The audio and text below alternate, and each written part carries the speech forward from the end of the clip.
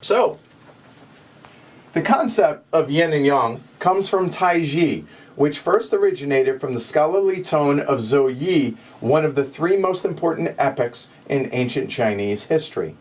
According to legend, when the first emperor Qin Shi Huang, carried out the burning of all scholarly books, a scholar named Li Si listed Zhou Yi as a book on medical divination, sparing it from harm. As time went by, various dynasties studied and added their own insights to the theories within. In the last years of the Ming Dynasty, missionaries spread this concept to the Western world. In modern times, Taiji has become a renowned philosophy that countless people around the world have studied and know about. Now, the game Yin Yang, players will play as proponents of the Taiji faith, touring around the country to build sacred temples. Along your journey, you will have to learn how to read the will of the gods and harness their power to expand your spheres of influence. So as I am wont to do, I'm going to give you guys an overview of what it is that you're looking at. So the main part of this game, the main game board, and then there is the Taiji board up above. So we'll start out with the main game board. First off, there is a victory point track around the outside, around the outside, around the outside. That is not actually used until in-game scoring. The main part of the board is composed of the map of provinces or regions or districts, however you want to frame it, of different parts in China. Now, there are 7 different regions out here, as you can see by the majority scoring down here. We are playing on the 2- and 3-sided map. Obviously, the 3 sides. The only difference between the temples that are printed on the map here is for setup. In the 3-player, you put out goods out on all of them. In the 2-player, you omit the blue temples that are out there. So you have different areas within the different regions, places where we're going to be able to build various temples, our temples being cubes like so, and then there are different goods or resources. I'll use those words interchangeably. There are 4 different types within the game. There is bronze, which are blue. There is bone, which is kind of this amber color. There is jade, which is the green, and the silk, which is the red, or it's blue, kind of yellowish, green, and red resources. There are also 5 disaster tokens, which will start out on the board, which block off certain locations. So, having covered all of that and that, we have the turn track. So how many rounds, or how many, I guess a round track is what it would be. There are 5 rounds in the game. We have the turn order track over on the left-hand side as well. Then off board, there are 6 divination coins numbered 1 through 6 out here. There is a tortoise shell, which is going to define the will of the gods. I do want to point out that this is a prototype tortoise shell made out of, in honor of Martin, aluminium, or as we here in the States say, aluminum. Okay. Then we have a random bag of randomness, or the extra resources that will come out there on the Taiji board. So, speaking of which, let's move up to the Taiji board. There are 2 sides to the Taiji board. There is an upper divination section and then a lower divination section. On the upper side, there are action tokens. There are 3 different types of actions that are randomly split up on there. I'm sorry, there are 4 different action tiles, split up between 2 different piles. And the symbols on the inside are going to dictate which actions are either available or unavailable. More on that in a little bit. Then over on the lower divination side are the various actions that we're going to be able to take during a step within the game.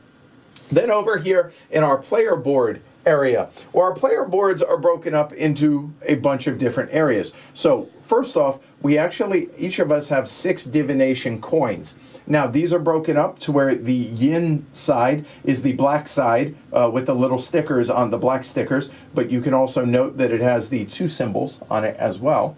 Then the yang side, which has the white stickers on it and have the dashes and lines on them, as you can see there. Those are going to be randomized each turn, and then we're going to be placing them out here into this area of our board to be able to then take correlated actions from the Taiji side of the board, or the Taiji board itself, as well as the Yin and Yang value indicators will be moving along this based on how these get randomized as well. Over here is the goods area where we're going to be storing our goods, kind of in a bingo type thing, trying to make columns, rows, as well as diagonals, to then be able to activate end game scoring tiles as shown here. And these are randomly placed, so the way I have mine are going to be different than how Martin has his and how Jess has hers. Then for the actions part of the round, we're going to then move those coins into different configurations down here to then be able to take more actions.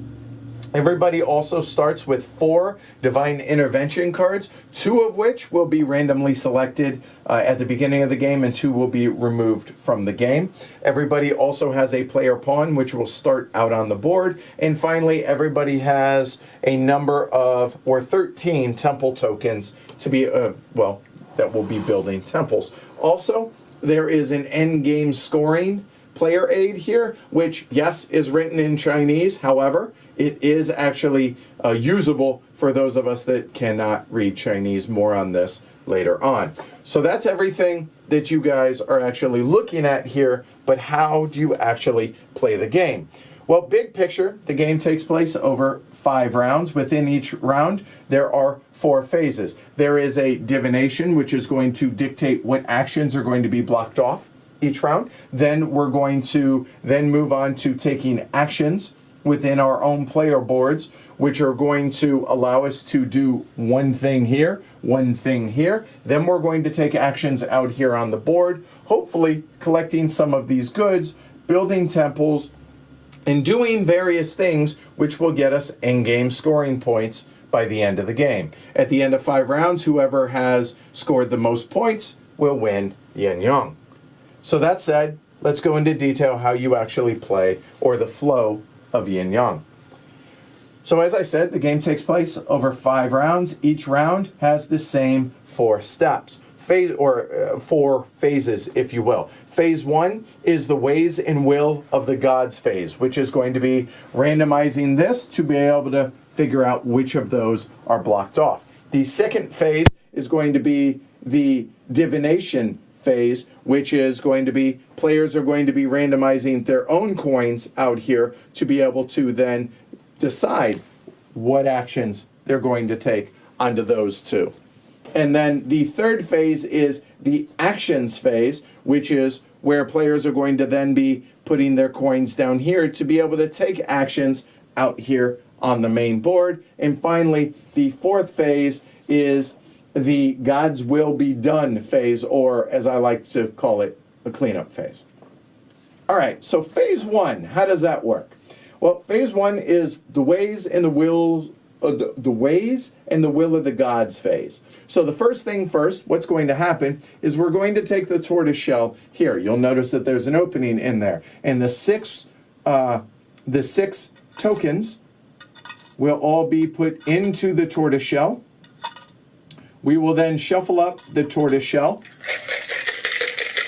and then we will randomize it and spill them out here on the board, and then we will organize them in order. I got it. We're okay. 1, 2, 3 by number, 4, 5, and 6. So you'll notice that 1, 2, and 3, counting from bottom up, going from the inside and working our way out, you'll notice that white sticker, white sticker, white sticker is going to be that one, as Martin is pointing out. So the will of the gods says that action will not be available this round. So we will cover that up like so. Then on the second one, going from bottom up, we have black, black, white, or if you will, it will be yin, yin, yang. So we have black, black, white, as you see here. So we will take the marker and cover that. And so that action will not be available this round.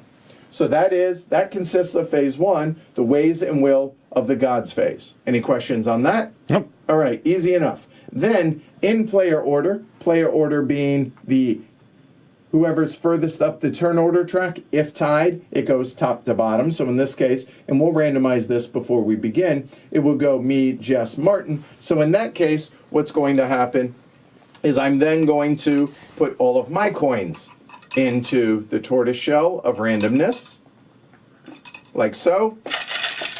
Give that a shuffle, spill them out, and see how they end up. So you'll notice that I got 2 white and 4 black. So now I have a decision to make. Well, first off, 4 black means I'm going to move that up 4 and that one up 2. The reason for this is whenever and if ever you get up to 8, anything above 8 is wasted. But when you have 8, at any point on your turn in any of the phases of the game, you then can go over, depending on which of the track, the yin or yang track, and choose one of those resources to then bring over to place onto your board over here. But when you do so, you then put that back, reset that down to 0. So after I have tracked that, then I have a decision to make. I need to make 2 groups of 3 over here for those 6 coins. So depending on what actions that I would like to take, so without thinking about this too much, let's say I did something like that, and then I did something along the lines. Let me make sure that will work. All right, let's say I choose to do like so. So again, going from inner out on this one, this is for the, the upper divination. You'll notice I went white, black, black. So then going back to the board out here, we went white, black, black. From the inside. From the inside up, like, so okay. white, black, black so, yep. means I'm taking that action. So I would literally take that. We would then cover it up with one of the God's Will tokens because that is no longer available for the other players. I then will take this token and I'll set it off to the side for later use in the round. Then you'll notice that the arrow pointing over here, again going bottom to top, we have black, white, black. So we look over here, black, white, black says, this action says immediately increase your yin or yang value by 3 steps. So maybe I choose 1, 2, 3. Boom, done. That is my second phase, or if you will, the divination phase. Now, after I have randomized all 6 of mine, and while I'm deciding what actions I take, I could then hand it to the tortoise shell of mystery. Hand this over to what? 1, 2, 3 is block the right side of the Taiji board, and 4, 5, 6 is block for the left side. Got it. I got those backwards. I apologize. So, let's do this. It'll be like that. So in that case, this one is blocked off. I apologize. And it is white, black, black going from the inside. So white, black, black. So that one, so I wouldn't have been able to choose that one. You get the idea. Yes. Okay. All right. So sorry for my confusion on that.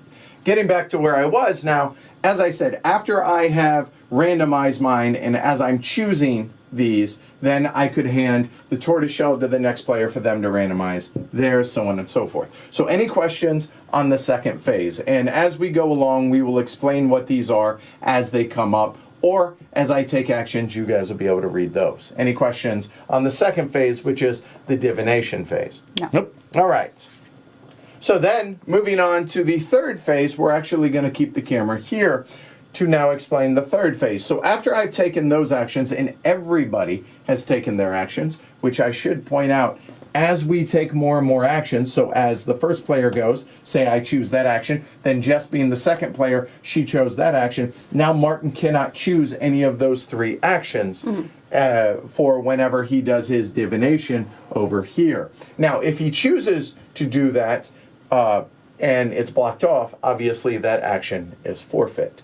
All right, so moving on into the action phase. The action phase now says I'm going to take these 6 tokens as well as any and all action tokens that I have over here, or action tiles, and then divvy them up into groups of 2, or to put an action token out here. Now, our player pawn will have started out here on the board at the beginning of the game, and for argument's sake, let's say my action token or my pawn started right there. Everybody's would start out in various places out on the board. We would choose those in random order, which you'll see before we get started. So once that happens, we then go on to this part of the game. So here we go. So without giving this too much thought, let's say I choose that, then we choose here, and then I choose there. So what I am determining is my 4 actions that I'm going to take, as you see here.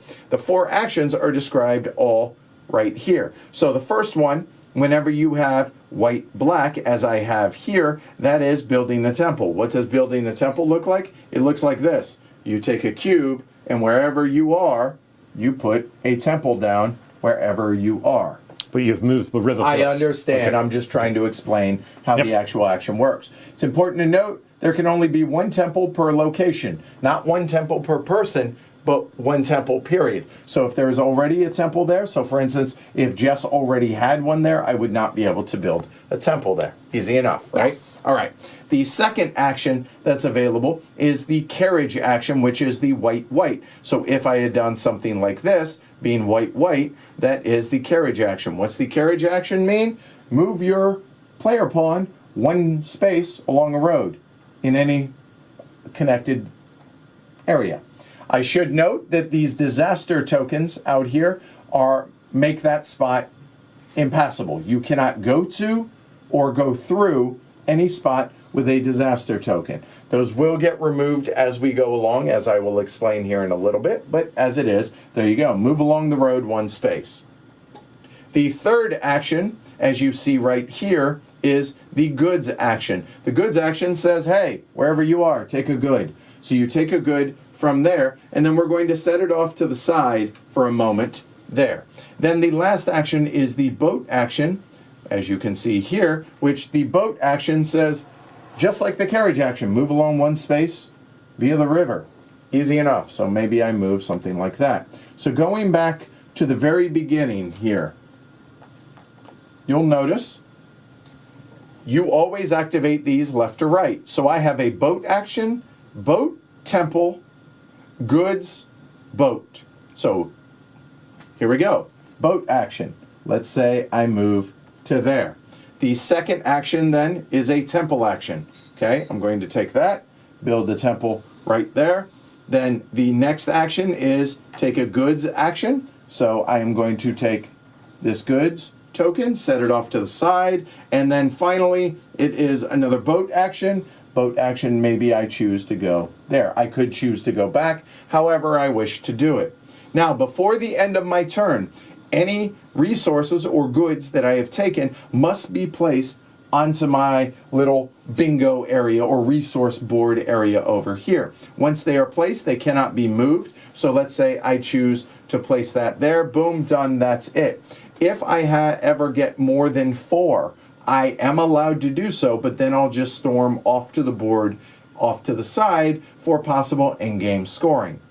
Then after I have done all of this, it's important to note, you do not ever lose your action tiles. So at the end of the first round, in theory, you're going to have 1 of these. At the end of the second round, you're going to have 2, 3, 4, 5, etc. as we go along, to where eventually all of these possible 8 actions you're going to be taking by the 5th round. 4 of which will be action tiles, 4 of which will, 5 of which will be action tiles, 3 of which will be the divination coins. Does that make sense? Yes. All right. So after all of us have done all of these things, and I should note that this, all that's there for is as a reminder of what action is not available to us in a given round. After all of us have done all of our action phase, we then go into the cleanup phase. What's the cleanup phase look like?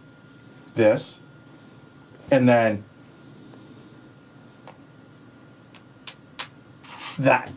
Boom, done. We go into the second round. The first thing that you need to do at the beginning of a round is whoever is the first player, again, whoever is furthest up the turn order track, will choose to remove 1 of these disaster tokens to put up there as a reminder of what round we're in, plus it now allows us to be able to travel around to those spots. Couple last things. These goods that are out here on the board never get refilled. The only reason this bag of goods exists is because anytime anybody reaches the top of those two, either of those two tracks, they can take an associated good from there to then put onto their player board, and when they do so, then we randomly refill or refill the one that was taken from there. And again, that can be done anytime on your turn during any phase of the game. And finally, after 5 rounds, we go into final scoring. Final scoring is actually really simple. So this shows 4-player, 3-player, 2-player. So what we're looking at is here majority scoring for the 7 different regions here. Another way to look at it is down here at the board in a 3-player game, it is this top row. So for instance, this region, which is down here, it's area majority for the most number of temples built by players. Ties are friendly in this game. So in other words, if Martin and I were tied for first, then we both would score 8 points. Nobody would score for second, etc. We will go through and score each of these regions. Then after that, we are, according to our handy dandy little player aid here, we are then going to score based on, these, whatever ones that we have unlocked. Now, for this, I do have to reference the rule book, so a moment for that. And I will go through what the 10 available ones are. So the first 4 have to do with the number of resources of that type. So right here, so we'll do these in order. So here we have bronze, we have bone, we have jade, and silk. Those 4, 2 points each for each associated resource or good that you have of that type. Easy enough, right? The next one, which are the yin and yang symbols here, are where are you on this track? You get 3 points for each 2 value that you have. So if it were like so, and if I were to score this row, this column and this row, I would score 3 points for this one, 3, 6, 9 points for this one, for a total of 12 between them both. Does that make sense? Yes. All right. Then, again, continuing with the bingo theme, this one here is the perimeter. You gain 1 point for each good placed along the outside of all of those. Then there is the temple. You're going to gain 1 point per temple that you have built out on the board. Then there is the approval. This one says, hey, you know that region majority scoring? Score one of those again, but only for you. So in that example earlier where Martin and I both scored 8, I would score 8, he wouldn't score for that. And it would only happen if I actually successfully completed that one. And the last one here is the turn order one. And in a 3-player game, you're going to score 9, 7, or 5 points, respectively, depending on the order in which you are in turn order. So here, 9, 7, 5, only for the players that actually completed that one as shown right here. And the last thing for final scoring is going to be, there are victory points up here, a high of 4, all the way down to a low of 0 for where you end up in the turn order track. Mm-hmm. Whoever has the most victory points wins. Good luck, Godspeed. There you go. The last thing that I probably should go over, I suppose, are the 4 special rule breaker cards. Each player has the same set of 4 of these, and each of them has a name associated with it. So the first one that we will go over is, a moment. There we go. So the first one is Ride with the Clouds. Exactly as it says here, you can take an extra carriage or boat action, then these are all one-time use. When you use it, that's it, it's out of the game. Any that you do not use will score you 2 extra victory points at the end of the game. Remember, the beginning of the game, we're going to randomly choose 2, discard the other 2 out of the game. So we don't know what each other has. So there's that one. The next one is the Call Down Lightning. You can demolish a temple in the city that you're in, then discard that one. So hey, remember I said you can't double up on temples? Well, hey, let's just get rid of somebody's temple and build our own, potentially. The next one here is the Go Against the Heavens. This is the player can actually execute an action blocked by the good God's will tokens. What does that mean? That means if one of those black tokens is blocked off anywhere on the Taiji board, hey, you're allowed to actually take that action. Congratulations. But when you do so, it gets discarded out of the game. The last one is Twist the Sky. And this allows you to flip one of your coins for that round. You want it on the yin side instead of the yang side, knock yourself out. But again, one-time use.